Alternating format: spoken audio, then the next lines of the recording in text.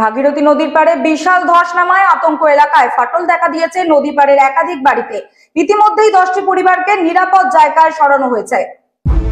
রঘুনাথগঞ্জের রানীনগরে ভাগীরথী নদীর পাড়ে বিশাল ধস নামায় আতঙ্ক ছড়িয়েছে এলাকায়। ফাটল দেখা দিয়েছে নদীর পাড়ের একাধিক বাড়িতে। 10টা পরিবারকে নিরাপদ জায়গায় সরানো হয়েছে বলে জানানো হয়েছে। এলাকার একটি গুরুত্বপূর্ণ রাস্তা সহ বেশ কয়েক মিটার এলাকা ধসে গিয়েছে। রাস্তার একাংশ প্রায় 1 ফুট নিচু হয়ে বসে গিয়েছে। বেলা বাড়ার সাথে সাথে প্রায় 100 মিটার রাস্তা বসে গিয়েছে।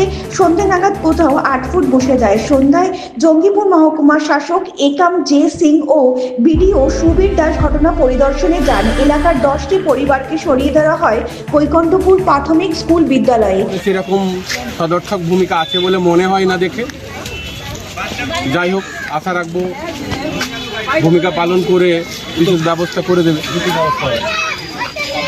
আপনার নাম? আমার নাম শ্রীকৃষ্ণ।